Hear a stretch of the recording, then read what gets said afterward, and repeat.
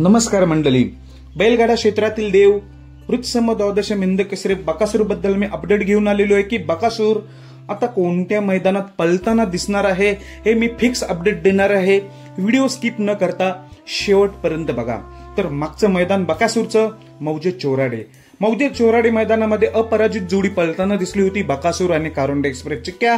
पण सेमीला पराभव झाला. पराभव कोणी केला तर मेहरबान आणि रुद्राने. ती चांगलीच गाडी पळाली, त्यांचं तर अभिनंदन मेहरबान आणि रुद्राचं. पण न समजणारा पराभव होता बकासूर आणि चिक्क्याचा. अपराजित जोडी त्या दिवशी पराभूत झाली सेमीला. पण ह्या बैलगाडा क्षेत्रामध्ये सगळे दिवस सारखेच नसतात. एका दिवशी पराभव होत असतो, पण ते पराभव सगळं काही सांगून जातो पुढच्या मैदानात नक्कीच टॉपचा कमबॅक होईल असंच असतो. तर भावांनो, आता खरी उत्सुकता बकासूर कोणत्या मैदानात दिसेल तर हे आपण फिक्स अपडेट देतोय.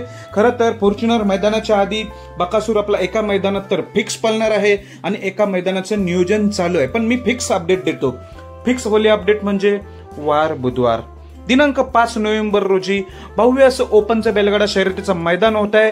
श्री ज्योतिर्लिंग व श्री ज्योतिबा काटेवारस यात्रेनिमित्त हे मैदान आहे मौजे गुळुंचे कर्नलवाडी तालुका पुरंदर जिल्हा पुणे येथे. या मैदानात आपला बकासूर 100% पलताना दिसणार आहे 5 नोव्हेंबर रोजी. ते बक्षिसाचं स्वरूप प्रथम क्रमांक 1,00,000, द्वितीय क्रमांक 75, तृतीय 51, चतुर्थ 31, पंचम 21, षष्टम 15, सप्तम 11 आणि अष्टमला देखील 11.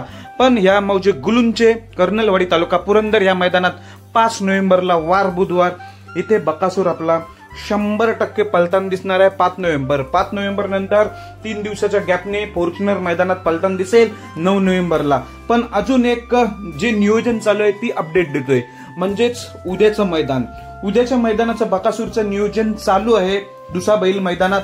तर मला अशी माहिती मिळतोय की नियोजन चालू आहे बकासूरचा पैऱ्याचं. जर तो पैरा उद्या जर बकासूर आपल्याला पलताना दिसला तर तोच पैरा 9 तारखेला असू शकतो अशी मला प्राथमिक माहिती मिळतोय.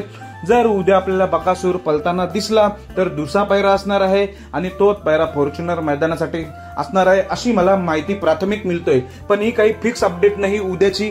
पण 5 नोव्हेंबरची मी फिक्स अपडेट दिलेली आहे.